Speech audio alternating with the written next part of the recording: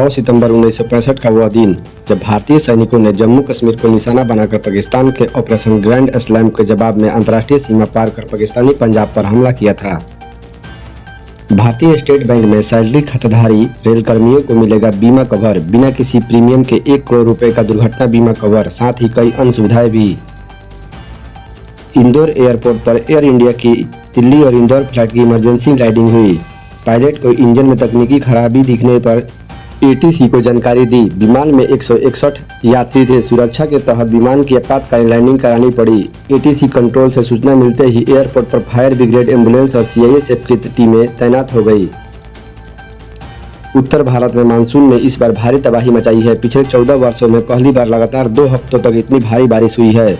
मौसम विभाग के अनुसार 22 अगस्त से 4 सितंबर के बीच सामान्य से 3 गुना ज्यादा बारिश हुई है। जम्मू कश्मीर में बादल फटने से पंजाब में बाढ़, दिल्ली में यमुना का जल स्तर बढ़ना और हिमाचल उत्तराखंड में भूस्खलन जैसी कई घटनाएं हुई है।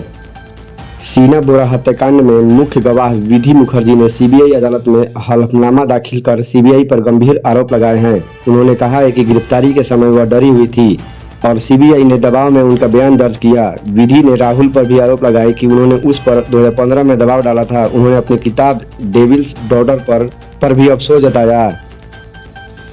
काशी विश्वनाथ मंदिर में कर्मचारी सेवा नियमावली को न्यास ने हरी झंडी दे दी है। नई नियमावली के तहत पुजारियों और कर्मचारियों को राजस्व कर्मचारी का दर्जा प्राप्त होगा। 3 गुना वेतन बढ़ जाएगा। यूपी के बनारसी में अवैध कॉल सेंटर का खुलासा हुआ। गिरोह के सदस्य चीन के जलसाजों से मिलकर अमेरिकी नागरिकों को ठगते थे। कुल 29 ठगों को गिरफ्तार कर जेल भेजा गया है। 7-8 सितंबर की रात चांद होगा पूरे 82 मिनट तक। जब पृथ्वी, सूर्य और चांद के बीच में आती है तब यह नज़ारा होता है। ये साल होगा साल 2025 का दूसरा और आखिरी पूर्ण चंद्र ग्रहण। पूरा कार्यक्रम चलेगा 5 घंटे से भी ज्यादा। आसमान का यह नज़ारा मिस न करें। केंद्रीय कृषि मंत्री चौहान शिवराज ने कल पंजाब में बाढ़ प्रभावित इलाकों का दौरा किया। केंद्रीय मंत्री ने बाढ़ प्रभावित किसानों की पीड़ा जानी और हर संभव मदद का भरोसा जताया। भारत गणराज्य के प्रधानमंत्री महामहिम श्री नरेंद्र मोदी के आमंत्रण पर सिंगापुर गणराज्य के प्रधानमंत्री महामहिम श्री लॉरेंस बोंग 2 से 4 सितंबर 2025 तक भारत की आधिकारिक यात्रा पर आए। प्रधानमंत्री मोदी और प्रधानमंत्री वांग ने 4 सितंबर 2025 की बैठक में व्यापक चर्चा की। इसके बाद दोनों राजनेताओं के समक्ष विभिन्न समझौता ज्ञापनों का आदान प्रदान हुआ।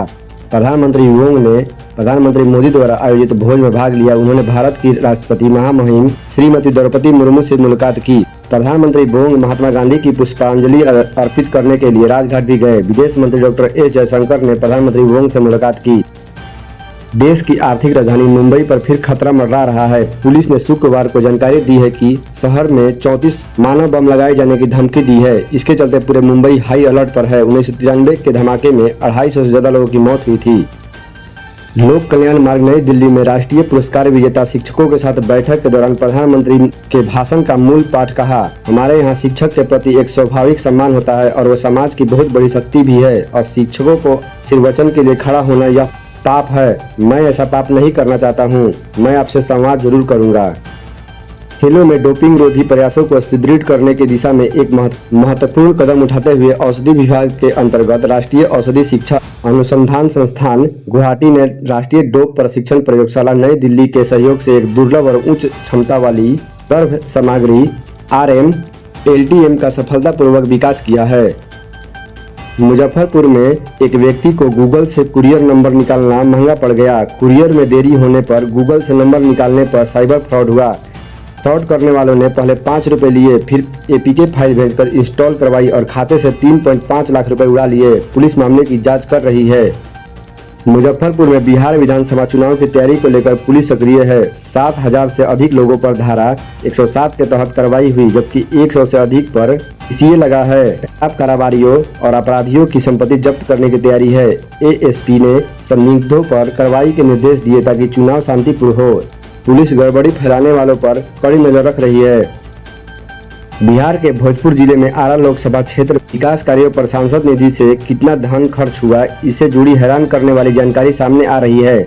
दरअसल यहां के सांसद की ओर से कई योजनाओं का प्रशंसा की गई है, परंतु सांसद की साइट पर प्रदर्शित किए गए आंकड़े एक अलग ही तस्वीर दिखा रहे हैं। राष्ट्रपति द्रौपदी मुर्मू ने कल ओणम की पूर्व संध्या पर शुभकामनाएं दी। राष्ट्रपति ने अपने संदेश में कहा, ओणम के पावन अवसर पर मैं सभी नागरिकों, विशेषकर भारत और विदेश में रहने वाले केरल के भाइयों और बहनों को हार्दिक बधाई और शुभकामनाएं देती हूं। राजद नेता तेजस्वी यादव ने भाजपा पर बिहार बंद के दौरान गुंडागर्दी करने का आरोप लगाया। उन्होंने कहा कि भाजपा कार्यकर्ताओं ने महिलाओं, शिक्षकों और बुजुर्गों को पीटा। तेजस्वी ने मीडिया पर भी भाजपा की विफलता को अनदेखा करने का आरोप लगाया और कहा कि विपक्ष में मामूली मुद्दों को भी मीडिया चढ़ा बढ़ाकर दिखाता है। राष्ट्रपति द्रौपदी मुर्मू ने कहा, शिक्षकों के योगदान और लड़कियों की शिक्षा का महत्व पर जोर देते हुए कहा कि शिक्षा राष्ट्र निर्माता है और महिलाओं का नेतृत्व विकास के लिए लड़कियों को शिक्षा महत्वपूर्ण है। उन्होंने कहा कि एक शिक्षित महिला पूरे परिवार और समाज को शिक्षित करने में महत्वपूर्ण भूमिका निभाती है। राष्ट्रपति द्रौपदी मुर्मू ने कहा, शिक्षक का योगदान अतुल्य है। वे न केवल विद्यार्थियों को ज्ञान प्रदान करते हैं बल्कि उन्हें जिम्मेदार नागरिक बनने की दिशा में भी तैयार करते हैं। लड़कियों को शिक्षा पर विशेष ध्यान देने की आवश्यकता है क्योंकि शिक्षित लड़कियां आत्मनिर्भर बनती है और राष्ट्रीय निर्माण में महत्वपूर्ण योगदान देती है। उन्होंने आगे कहा कि महिला नेतृत्व विकास तभी संभव है जब लड़कियों को गुणवत्तापूर्ण शिक्षा तक पहुंच सुनिश्चित किया जाए। इसके लिए सरकार द्वारा चलाई जा रही योजना के साथ साथ समाज के सभी वर्ग को भी आगे। राष्ट्रपति ने कही कि शिक्षा के क्षेत्र में डिजिटल पहुंच को बढ़ावा देने और ग्रामीण क्षेत्रों में शैक्षणिक सुविधाएं बढ़ाने पर भी ध्यान देने की आवश्यकता है। छात्र संघ चुनाव हिस्सा एबीवीपी के घायलों से मिले योगी सरकार के डिप्टी सीएम और केंद्रीय मंत्री धर्मेंद्र प्रधान। केंद्रीय शिक्षा मंत्री धर्मेंद्र प्रधान ने दिल्ली के एक अस्पताल में एबीवीपी के उन कार्यकर्ताओं से मुलाकात की जो हाल ही में हुए छात्र संघ चुनाव के दौरान हुए हिंसा में घायल हुए थे। मंत्री ने घायल कार्यकर्ताओं का हालचाल जाना और उन्हें त्वरित इलाज के निर्देश दिए। इस दौरान उन्होंने कहा कि हिंसा के दोषियों को किसी भी कीमत पर नहीं छोड़ा जाएगा और उनके खिलाफ कड़ी कानूनी कार्रवाई की जाएगी। शिक्षा मंत्री ने इस घटना को कड़ी निंदा करते हुए कहा कि शैक्षिक परिवारों में हिंसा बर्दाश्त नहीं की जाएगी। छात्र राजनीति का हिस्सा मतलब हिंसा या अराजकता नहीं है। इसमें एक स्वस्थ और शांतिपूर्ण चर्चा की संस्कृति को बढ़ावा देना चाहिए। इससे पहले लखनऊ में मुख्यमंत्री ब्रजेश पाठक और केशव प्रसाद मौर्य भी एबीवीपी के घायल कार्यकर्ताओं से मिले। फतेहपुर के धाता इंटर कॉलेज में 180 छात्र छात्राओं को मिली साइकिल, शिक्षा की राह हुए आसान। सरकार की शिक्षा को बढ़ावा देने की मुहिम के तहत जनपद के धाता स्थित इंटर कॉलेज में 180 छात्र छात्राओं को साइकिल वितरित किए गए। इस कार्यक्रम में उद्देश्य गरीब और दूर दराज के इलाकों में रहने वाले विद्यार्थियों की स्कूल आने जाने में आने वाली दिक्कतों को दूर करना है और उनकी शिक्षा को निर्बाध बनाना है। इस योजना से न सिर्फ छात्र छात्राओं को उत्साहवर्धन हुआ है बल्कि अब वे समय पर स्कूल पहुँचकर नियमित रूप से पढ़ाई कर सकेंगे। स्कूल प्रबंधन ने इस पहल की सराहना करते हुए कहा कि इससे छात्राओं को शिक्षा में विशेष सुधार आएगा और ड्रॉप आउट दर में कमी आएगी। स्थानीय अभिभावकों ने भी सरकार की इस पहल को स्वागत किया है। Mahindra XUV E9 single charge में 656 किलोमीटर रेंज वाले ईवी की बढ़ती डिमांड। आज बुक करेंगे तो मिलेगी 5 महीने बाद। महिंद्रा एंड महिंद्रा की नई electric car XUV E9 XUV E electric ने बाजार में हलचल मचा दी है। इस ईवी की सबसे खास बात है इसकी शानदार रेंज। कंपनी का दावा है कि यह वाहन सिंगल चार्ज में 656 किलोमीटर तक का सफर तय कर सकता है, जो इस भारतीय बाजार में अब तक की सबसे लंबी रेंज वाली इलेक्ट्रिक कार बनता है। इसी खूबी के वजह से ग्राहकों में इसकी डिमांड तेजी से बढ़ रही है। अत्याधुनिक बैटरी तकनीक और रेडियो डायनेमिक डिजाइन से लैस XUV E की डिमांड इतनी ज्यादा है कि बुकिंग कराने वाले ग्राहकों की डिलीवरी के लिए करीब 5 महीने तक का इंतजार करना पड़ सकता है। कंपनी के एक प्रवक्ता ने कहा, हमारे पास ऑर्डर की भारी संख्या है। हम उत्पादन बढ़ाने की कोशिश कर रहे हैं ताकि ग्राहकों को जल्द से जल्द उनकी कार मिल सके।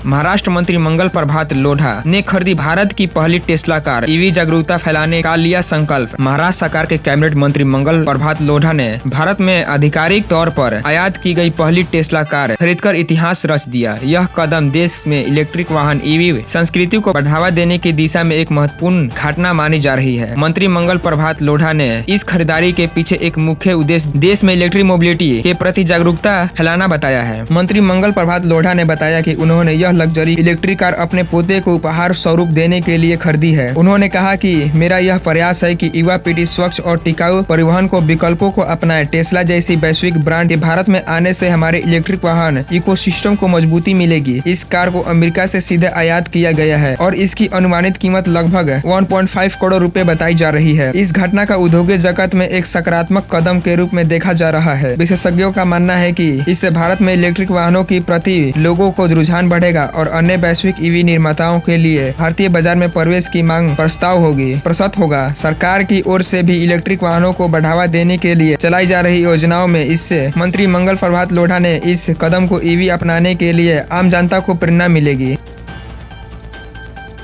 मोटोरोला ने लॉन्च किया मोटो बुक 60 प्रो AI फीचर और ओएलईडी डिस्प्ले के साथ बाजार में मचाएगा धमाल। टेक कंपनी मोटोरोला ने अपना नया लैपटॉप मोटो बुक 60 प्रो लॉन्च कर दिया है। यह डिवाइस दमदार AI फीचर और शानदार ओएलईडी डिस्प्ले के साथ आता है, जिससे प्रोफेशनल और क्रिएटिविटी यूजर्स को ध्यान में रखकर डिजाइन किया गया है। कंपनी का दावा है कि यह लैपटॉप परफॉर्मेंस और इनोवेशन के लिए मामले में मार्केट में नए बेंचमार्क स्थापित करेगा। इस विंडोज 11 ऑपरेटिंग सिस्टम के साथ पेश किया गया है। मोटो बुक 60 प्रो के सबसे बड़ी खासियत इसके AI इनहैंस्ड फीचर है, जिसमें AI powered voice assistant, smart battery management और ऑटोमेटिक परफॉर्मेंस ऑप्टिमाइजेशन शामिल है। इसमें 14 इंच OLED डिस्प्ले दिया गया है। यूजर्स फोन और लैपटॉप के बीच आसानी से फाइल ट्रांसफर कर सकते हैं और नोटिफिकेशन सिंक कर सकते हैं। मोटो बुक 60 प्रो की कीमत 89,999 रुपए से शुरू होगी।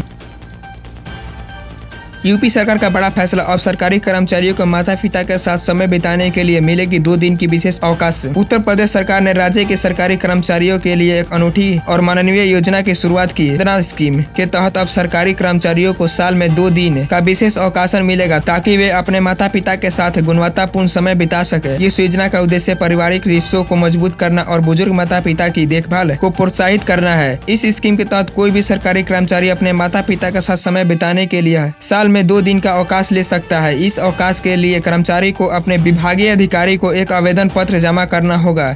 यह छुट्टी उन कर्मचारियों के लिए विशेष रूप से लाभकारी होगी जो अपने माता पिता से दूर रहते हैं और उनके पास उनकी देखभाल करने का पर्याप्त समय नहीं है। सरकार के इस फैसले से सामाजिक क्षेत्रों में काफी सराहना हो रही है। माना जा रहा है कि इस योजना न केवल कर्मचारियों को काम जीवन संतुलित बेहतर होगी, बल्कि यह समाज के बुजुर्गों के प्रति सम्मान और देखभाल की भावना को भी मजबूत करेगी। यह योजना राज्य सरकार की उन नीतियों की हिस्सा है जो पारिवारिक मूल्य को बढ़ावा देने पर केंद्रित है। भारतीय अमेरिकी अमित क्षेत्रीय बने नासा के टॉप अफसर, अब संभालेंगे चांद से मंगल तक के मिशन। अमेरिका की स्पेस एजेंसी NASA में एक नई नियुक्ति हुई है। भारतीय मूल के अमेरिकी वैज्ञानिक अमित क्षेत्रीय को एक अहम जिम्मेदारी मिली है। स्पेस एजेंसी ने उन्हें नासा का नया एसोसिएट एडमिनिस्ट्रेटर नियुक्त किया है। गुरुओं के सीख से चमका जमशेदपुर का सितारा मनीष कुमार। शिक्षक केवल कक्षा की 4 दीवारी तक सीमित नहीं होते, बल्कि वे जीवन के हर मोड़ पर हमें दिशा दिखाते हैं। उनकी दी हुई प्रेरणा और अनुशासन अक्सर वो आधार बनते हैं जिस पर सफलता की पूरी इमारत खड़ी होती है। इसी सत्य को साकार किया है जमशेदपुर के युवा क्रिकेटर मनीष कुमार ने, जिनकी हालिया उपलब्धि ने केवल क्रिकेट जगत को चौंकाया, बल्कि गुरु शिष्य परंपरा की महिमा को भी और प्रबल कर दिया।